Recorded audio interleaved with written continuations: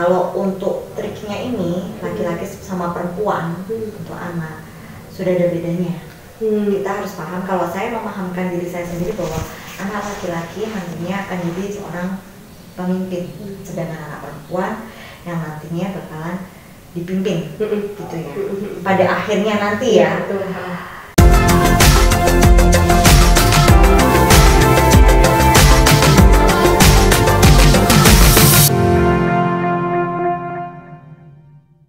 Bu Eva, selamat sore. Sore Mbak. Aku mau ucapin terima kasih banyak karena kita diundang, nggak diundang sih, kita ngegerebek ini grup rumahnya Bu Eva. Makasih banyak. Sama-sama. Tapi kabarnya hari ini baik kan? Alhamdulillah baik.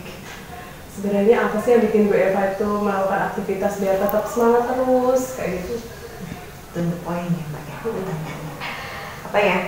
Ya semangat terus Mbak, kan setiap hari itu beda, jangankan setiap hari, setiap menit aja beda, tantangannya beda, semangatnya pasti beda.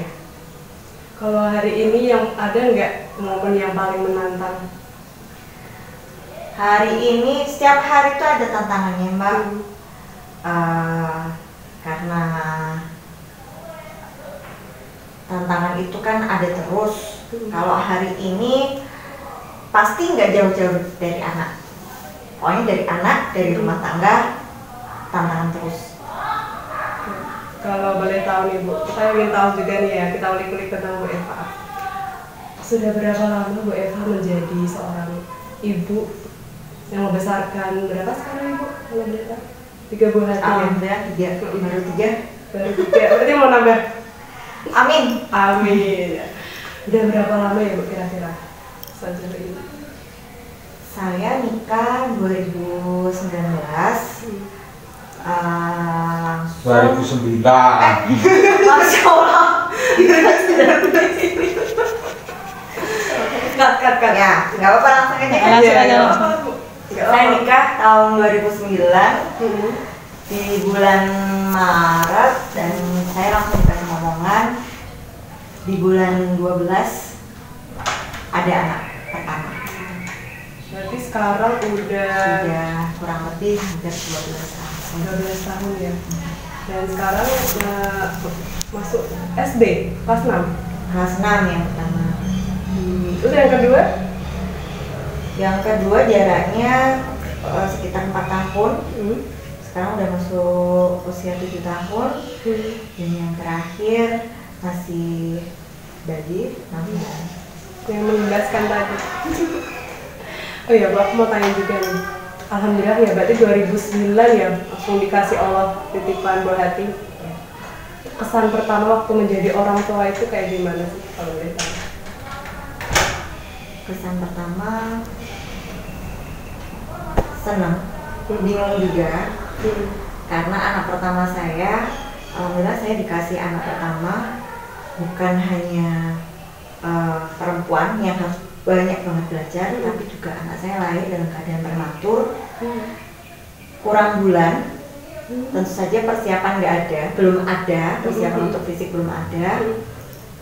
Fisik itu berarti kan material ya. Iya. Apalagi persiapan imaterial. Imaterial itu termasuk di situ mental. Ya, kesannya pertama bingung, itu pasti, itu anak pertama. Tapi alhamdulillah belajar terus. Karena sebelum saya melahirkan, saya sempat ya dibantu Pak Man Google untuk cari semuanya teori-teori, tinggal prakteknya aja. Wajar kalau secara teori sama praktek itu beda. Iya, betul. Iya kan? Yang pokok bukan saya belajar secara teori, tapi anak saya yang pertama itu yang ngajarin saya A sampai Z. Insya Allah, berarti secara nggak langsung anak pun juga menjadi support sistemnya ya Bu? Pasti. Kalau sempat merasakan hal-hal panik itu juga dong kalau pas awal-awal menjadi orang tua? Ya panik, wajar, tapi bukan panik yang jadi orang tua Baby apa ya, blues, baby blues dan itu enggak. Alhamdulillah saya 3 kali melahirkan saya nggak pernah lulus. Anak saya asuh sendiri. Alhamdulillah. Nah, perlu Bunda-Bunda tahu juga ya, Bu Eva ini juga di luar punya kesibukan, ya kan Bu? Apa kalau boleh tahu kesibukannya saat ini selain menjadi ibu, ada lagi nggak? Alhamdulillah ada, karena dari awal dulu saya punya anak pertama, sebelum punya anak pun saya sudah beraktivitas. Kalau dulu saya sempat ngantor, berangkat pagi, pulang sore. Anak kedua pun saya tetap ada, karena sudah keluar dari kantor, saya tetap ada jualan online juga. Dan sekarang pun saya juga ada kesibukan di luar, tapi jauh dari yang anak pertama sama yang kedua untuk kegiatannya. Jadi mengurangi ya? Mengurangi sih tidak, karena sebenarnya aktivitas saya yang saat ini saya kerjakan itu tidak jauh-jauh dari aktivitas anak saya yang nomor 2 gitu. Terus selain itu sebenarnya saya masih punya hobi untuk berjualan. Karena katanya salah satu rezeki itu ya dari berjualan, itu pintu rezeki ya. Dari berjualan itu yang nggak jauh dari itu sendiri. Oke. Kalau yang kelahiran pertama itu si kecil prematur ya, drama juga ya. Kalau yang nomor 2 ada cerita berkesan nggak waktu proses kelahirannya? Karena tahu dari hamil yang anak pertama itu saya punya kekurangan, jadi saya koreksi untuk anak yang kehamilan kedua. Cenderung lancar, cenderung saya tidak ada tantangan secara Emosional. Iya, dari hormon, dari lingkungan. Alhamdulillah untuk anak kedua bebas. Kalau yang ketiga nih, berarti ketiga itu lahirnya tahun berapa? 2021? Iya, paling jauh jaraknya Mbak. Berarti masa-masa pandemi ya Bu? Ya. Bagi tahun corona. Itu gimana? Lebih menantang atau ya? Kalau menantang pada saat kehamilan, karena kehamilan itu pasti beda-beda. Pasti setiap ibu kehamilan itu beda-beda. Ada cerita sendiri-sendiri. Jangan setiap ibu hamil anak pertama, hamil anak kedua, ketiga sampai nanti kalau seumpama ada kehamilan ke-7 atau ke-11 pun pasti ada cerita sendiri. Kalau untuk kehamilannya sendiri ya, itu untuk diri si ibu sendiri. Hormon dan sebagainya kan hanya ibu yang tahu. Itu kan beda. Untuk di luar, untuk outsider lingkungan ibu sendiri, karena anak ketiga lahir di masa pandemi, rasanya juga beda. Deg-degan itu ada, jaga kesehatan yang super ketat iya, gitu. Was-was tetap ada. Dan selain itu banyak cerita teman dan sahabat yang di tahun corona harus berjuang untuk kehamilan pun berakhir dengan duka pun juga ada. Itu yang sangat bikin emosi saya waktu hamil anak ketiga itu sangat berpengaruh gitu. Tapi alhamdulillah semua lancar, anak juga alhamdulillah lahir sehat sampai sekarang ya. Berarti udah berapa bulan itu? Alhamdulillah ini masuk bulan ke-6. Alhamdulillah. Berarti alhamdulillah kasih Allah kemudahan untuk proses kelahirannya dan bahkan untuk berkembangnya sampai saat ini ya. Alhamdulillah. Nah Bu, ini kan berarti sudah diberikan Allah 3 buah hati yang semuanya perempuan ini. Iya. Kayaknya boleh deh kita mengulik nih cara Bu Eva untuk mendidik buah hati yang semuanya 3, karena kan orang sering bilang ya kalau anak perempuan itu tuh tricky banget mendidiknya gitu, apalagi kita akan mencetak generasi-generasi yang insya Allah akan menjadi ibu yang akan melahirkan buah hati yang nantinya menjadi peradaban kayak gitu kan ya Bu ya. Nah dari Bu Eva sendiri bagaimana cara melakukan pola asuh terhadap 3 buah hati yang semuanya perempuan? Kalau perempuan atau laki-laki pasti ada triknya masing-masing ya. ada tantangannya sendiri. Tapi kalau buat saya harus paham dulu. Dari dulu saya alhamdulillah dipahamkan sama suami. Di sini menurut saya mungkin kalau saya tetap yang namanya dalam keluarga ada pemimpin yang selalu koreksi saya sendiri. Diskusi cenderung tidak gitu. Jadi tetap harus ada di tracknya gitu. Saya sendiri selama menjadi istri, apa yang dibilang suami ya coba dijalankan dulu. Masalah nanti tantangannya apa, insya Allah ada solusinya semacam itu. Nah,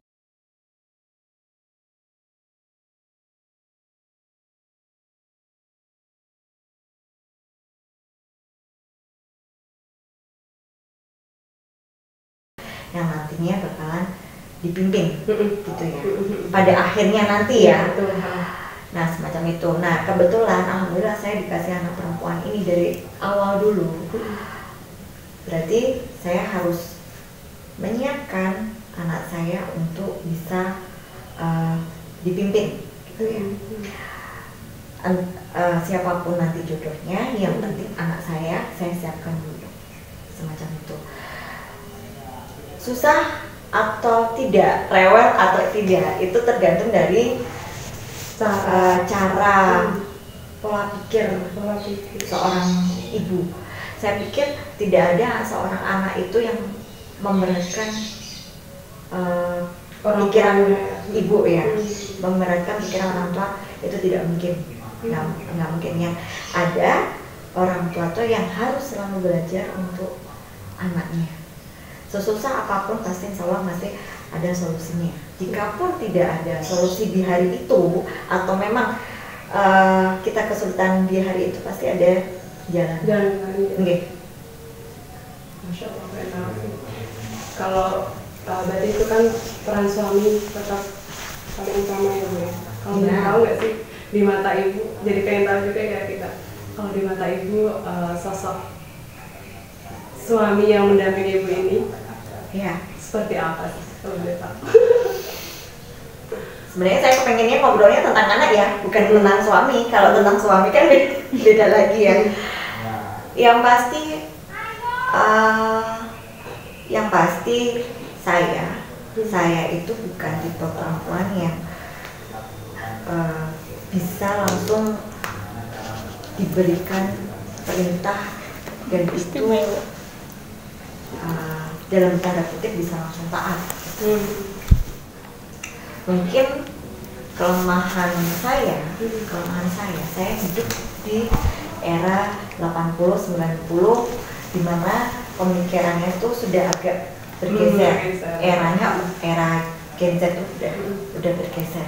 Yang dimana perempuan-perempuan itu kepengen juga bekerja, dimana perempuan itu harus selalu update apapun soal ilmu. Nah di situ mungkin saya agak bergeser dengan namanya namanya taat itu harus utama gitu kan.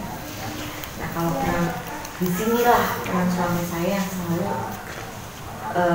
bisa mengatur keegoan saya atau membatasi, membentengi keegoan saya dalam mengolah pikiran. Jadi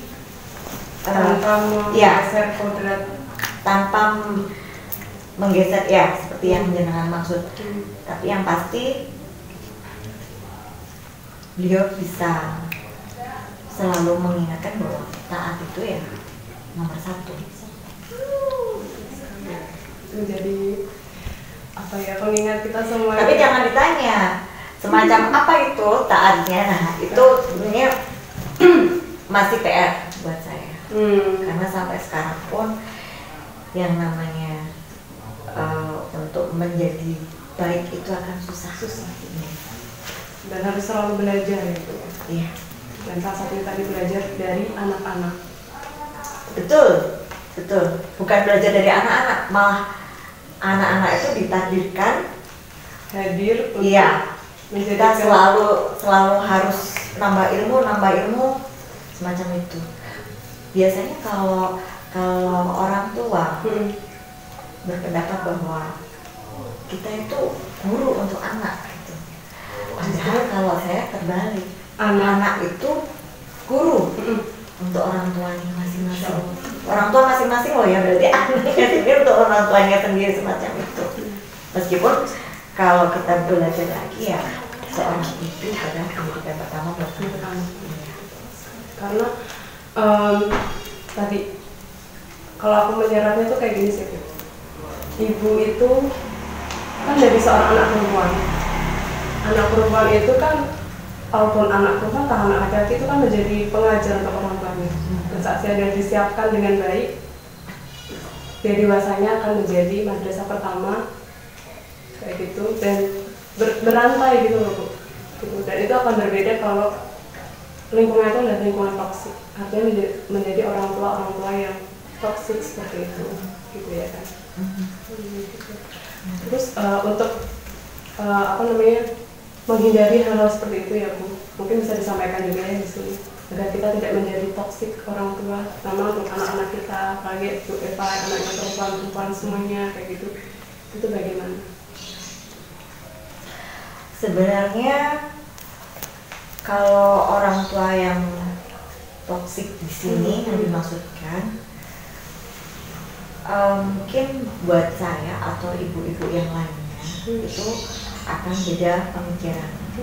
Kalau saya sendiri berpikiran bahwa saya belum tentu sesuai pemahaman dengan ibu-ibu yang lain.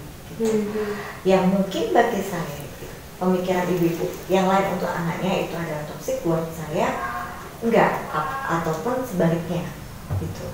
Jadi kalau saya sesuaikan dengan apa yang menjadi tujuan utama saya dulu gitu. Mempunyai tujuan utamanya apa? Saya mempunyai keturunan, tujuan utamanya apa gitu.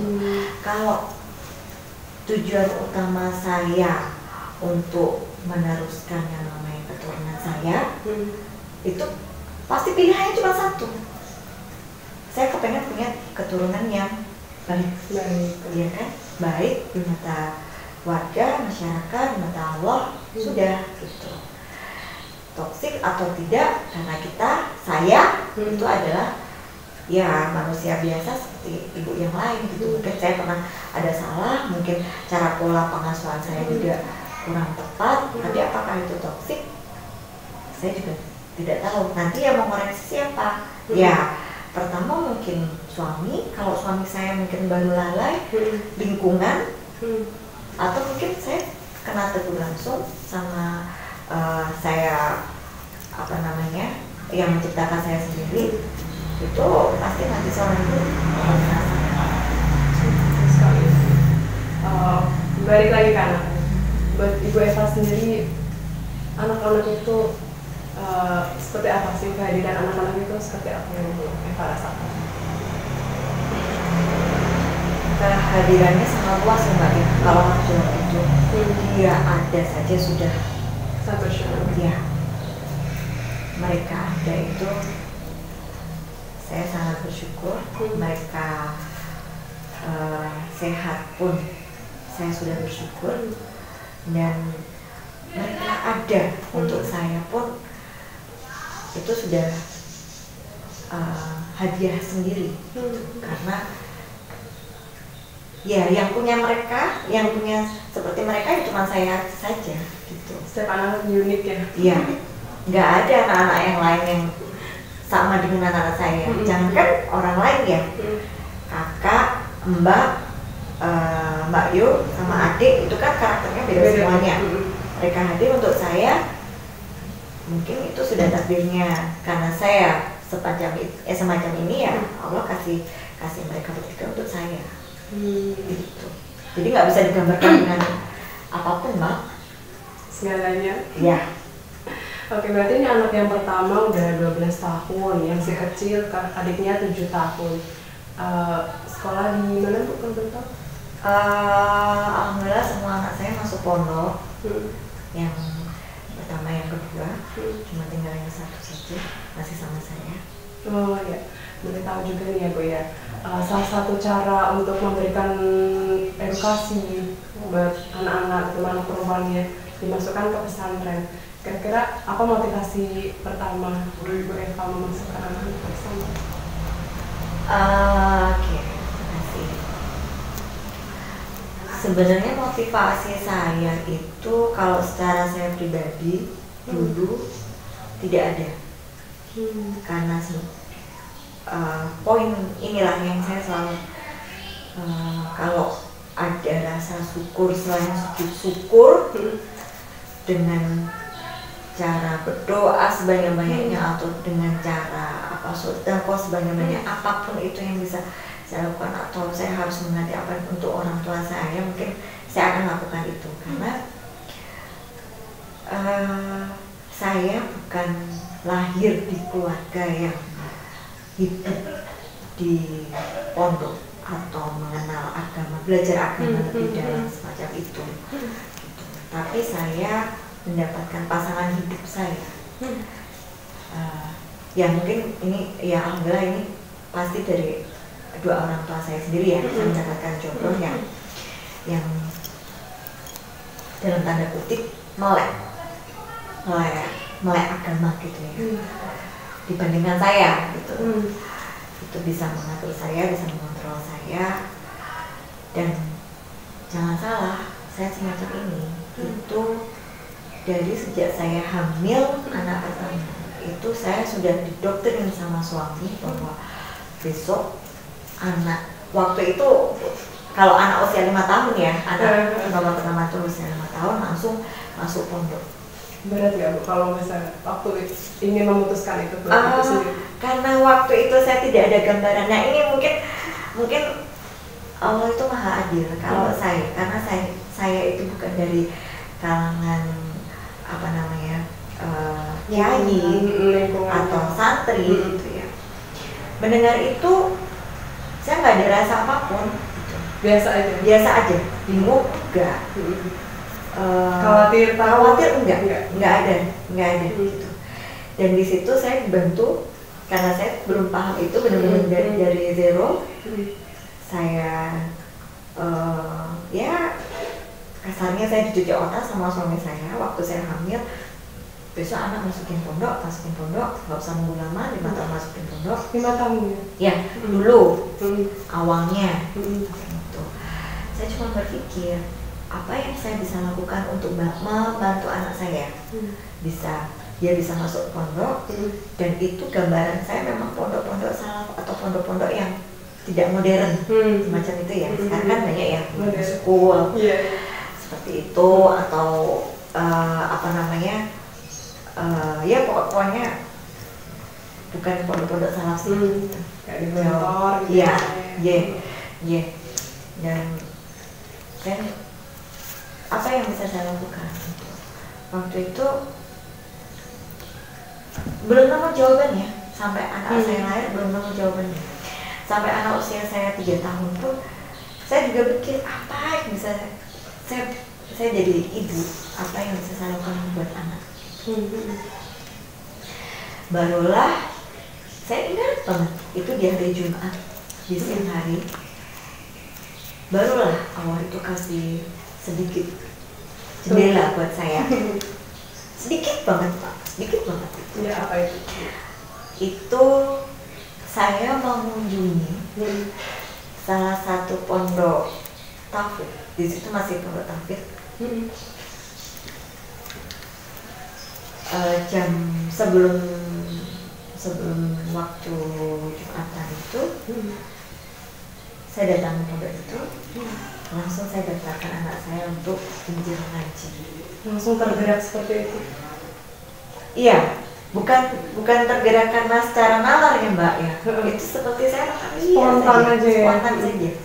Melihat situasi di pondok terus kayak atau gimana? Bukan, waktu itu karena di situ rumah tahfidz yang jauh dari gambaran pondok, jauh dari gambaran ini adalah pondok modern, bukan pondok salaf, itu jauh dari itu. Pokoknya di situ saya nyatanya saya kepengen membantu anak. Saya ditemukan dengan orang baik karena saya bertemu di siang itu dengan seorang hafizoh, salah satu hafizoh yang saya kenal. dan saya masukkan anak di situ. Siang saya ketemu, sorenya saya langsung antar anak ke sana. Masya Allah. Dan anak nggak ada kayak panggilnya bunda ya? Ya. Bunda kenapa aku dimasukin kayak gitu? Sama sekali tidak. Sama sekali. Masya Allah, dijaga sama Allah ya berarti ya. Tapi anak waktu itu pas pertama kali masuk di pondok itu bilangnya apa kalau ibu? Oh, kalau itu masih ngaji ya mbak ya? Oh, masih sebatas ngaji? Ya, masih sebatas ngaji. Tapi kan saya cukup, dan alhamdulillah itu cukup terbantu karena di situ di tempat itu adalah pondok tahfidz, di mana ustazahnya juga sudah alhamdulillah udah hafal 30 juz. Jadi ada gambaran. Saya mulai terbuka untuk pemikirannya, oh ini loh seorang penghafal, oh menghafal seperti ini. Beliau juga sempat cerita, jadi saya ada gambaran. Karena sebelumnya saya tidak ada gambaran seperti apa menghafal, lingkungan menghafal, menjadi seorang mahasiswa itu seperti apa. Buat saya yang bukan dari lingkungan kiai atau yang dulunya pernahnya santri salaf kayak gitu, itu adalah keren dan itu adalah jendela yang luas buat saya. Masya Allah ya. Terus berarti adik masuk ke pesantren umur berapa? Yang pertama umur 6 tahun. Masuk ke pesantren? Iya 6 tahun. Yang kedua usia 7 tahun. Sempat rewel-rewel? Atau emang itu keinginan langsung dari anak-anak? Ya, kalau yang anak pertama rewel. Anak pertama kedua sebenarnya rewel semua karena alhamdulillah saya dari anak lahir, dari benar lahir sampai anak lepas, saya sendiri yang mengasuh. Saya tanpa mengkodim, saya juga jarang untuk meminta tolong, dan saya waktu kurang lebih 24 jam hampir dengan saya. Berarti anak-anak sangat dekat sekali sama Bu Eva ya? Insya Allah. Terus waktu meninggalkan, melepaskan anak-anak dititipkan untuk di pesantren, perasaan pertama? Kalau anak pertama jelas mbak, anak pertama saya dalam tanda kutip seperti orang linglung. Kenapa? Gini, kalau saya anak itu kan membawa separuh rasa di saya, jadi ya kalau jiwa saya nggak bisa mengomongkan ya, mungkin itu terlalu dalam ya, tapi dalam prakteknya itu yang sudah saya rasakan. Anak pertama perempuan, saya nggak pernah pisah, kami nggak pernah pisah. Mana anak pertama ya kan? Dan terus anak pertama kan perjuangannya plus ya, dari awal ya. Anak saya prematur, jadi kan sempat saya ajak kerja juga. Bondingnya sangat. Ya, bondingnya sangat ya. Gitu. Wajar ketika saya harus ngelepas itu benar-benar ada yang mau hilang. Saya rasakan sering mungkin jam 1:30, jam 2 pagi bangun nangis, nggak tahu nangisnya karena sebab itu, saya pikir wajar. Tapi kan katanya, bahkan saya sendiri ya, kalau saya merasa sedih atau saya sakit, biasanya ibu tuh juga sakit. Waktu Ibu Eva kondisinya kayak gini, ibu dapat kabar dari adik tuh pertama di pesantren juga kayak sedih kayak gitu. Ya, kalau sedih itu kan telepati kan. Ya. Gini, saya nggak tahu ya mbak ya. Doktrin suami saya itu ketika saya melepas anak itu saya tidak boleh sedih, tidak boleh memikirkan jangan khawatir ya khawatir wajar. Rasa kalau anak itu baru apa kita akan itu wajar, tapi jangan terlalu dalam untuk bikin. Kalau nangis ya nggak apa-apa, tapi jangan terlalu overthinking ya gitu. Nanti yang di sana terasa gitu. Jadi di situ saya olah, nggak cuma olah pikir, tapi olah rasa juga. Gimana caranya ya biar di sana nyaman, saya juga nyaman semacam itu. Jadi kalau ditanya Kalau jenengan nantinya ada question pertanyaannya, sedih mana seorang bapak apa anak atau ibu ketika tidak bertemu anaknya dalam keluarga kecil saya? Jawabannya bukan saya. Siapa? Tapi bapaknya. Ya lebih sedih. Iya. Lebih sedih bapak. Bukan sedih, tapi lebih apa ya? Lebih sering bertanya. Gitu. Karena kan kalau saya dulu awal-awal suami selalu bilang nggak usah dipikir, nanti sana kerasa. Tapi setelah saya amati, saya sudah berusaha keras untuk legowo, itu ikhlas, tenang, gitu nggak setiap hari membicarakan. Tapi kalau suami saya selalu bertanya, kapan sambangan? Gitu. Berarti beda. Kalau pas sambangan itu yang paling excited ketemu anak bapak ya? Sebenarnya semua ya? Iya. Saya tetap saya saja sampai sebesar ini saya sudah anak 3. Bapak saya masih memposisikan saya seperti anak kecil. Iya. Apalagi saya memposisikan anak saya sendiri. Jangankan mereka mau pulang kapan, apa yang mereka suka, apa yang mereka pengen, udah saya siapin dulu. Itu bukan secara materi ya Mbak, ya material pun jangan salah. Saya sampai mungkin spray yang dia buat itu. Ya kan di pondok itu. Ya, saya siapkan juga.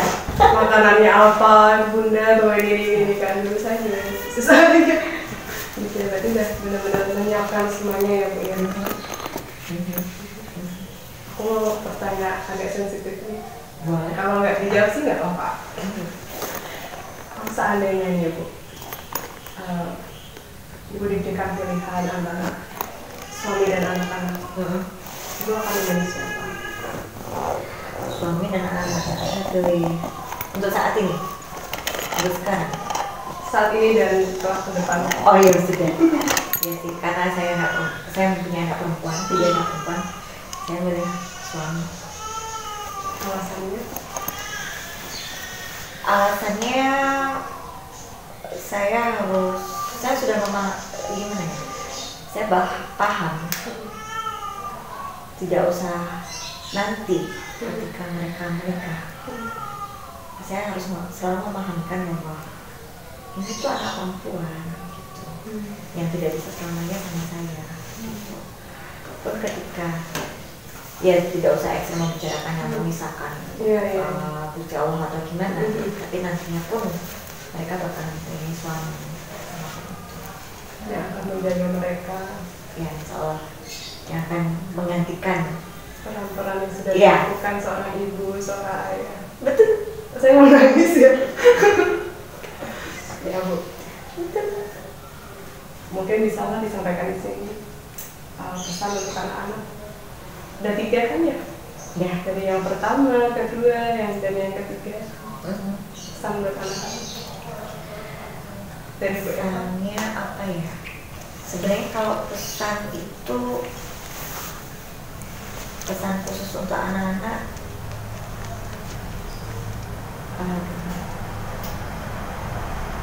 semua ibu ingin tetap melihat anaknya selalu bahagia.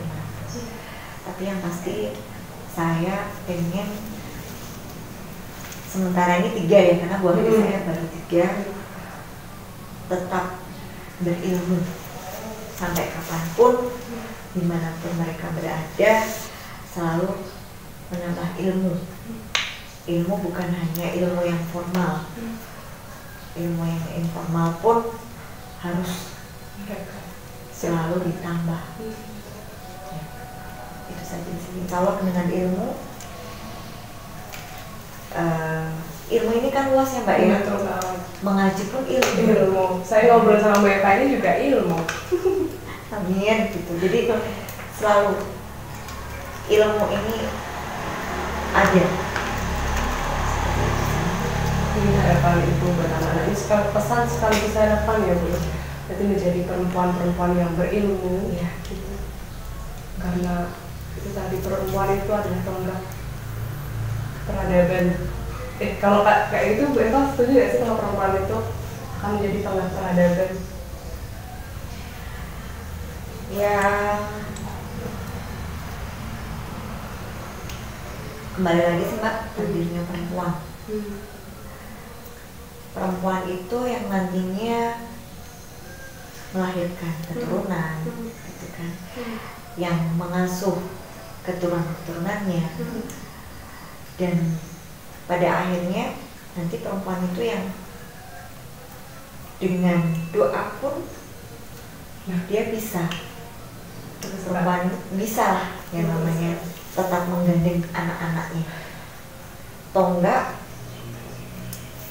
itu sangat apa ya Mbak, sangat sempit ya. Tapi kalau perempuan itu sudah memutuskan hidupnya untuk menjadi seorang ibu terutama, ya itu sudah, kalau itu sudah kita berbicara takdir itu beda banget ya Mbak ya. Perempuan itu pokoknya segala-galanya lah. Di keluarga kecil tanpa ada perempuan pun ya akan beda rasanya. Kalau bapak itu perannya tegas, kalau ibu perannya lembut. Ya, bapak itu memang tugasnya memimpin, ibu itu tugasnya untuk menguatkan apa ya, menguatkan semuanya. Mental pun harus dikuatkan ya. Aku jadi ingat ibu aku dulu. Oke Bu Eva, terima kasih banyak atas waktunya sore hari ini. Mohon maaf nih kita ngeriwahin rumahnya Bu Eva, kita berantakin. Ini beneran loh teman-teman, teman-teman, bunda-bunda semuanya. Kita berantakin rumahnya Bu Eva karena ini adalah podcast pertama Tutur Mama dan kita bisa perdana ngobrol bareng sama Bu Eva. Tinggal sedikit penataan itu pun kita perlu waktu yang sangat lama gitu. Dan cerita-cerita yang sudah Bu Eva sampaikan ini juga memberikan inspirasi kepada kita bahwa anak-anak itu juga punya ibu yang menjadi peran sebagai madrasah, tapi anak-anak juga memberikan pembelajaran dari kita orang tua. Gitu ya Bu ya. Terima kasih banyak Bu Eva. Semoga Bu Eva sehat terus, anak-anak juga sehat selalu. Kapan ini sambalnya? Insya Allah sebentar lagi. Bentar lagi ya? Ya, sebentar lagi. Salam buat anak-anak di pesantren, semoga ya dimudahkan juga belajarnya, mencari ilmunya di sana. Amin. Terima kasih, dadah.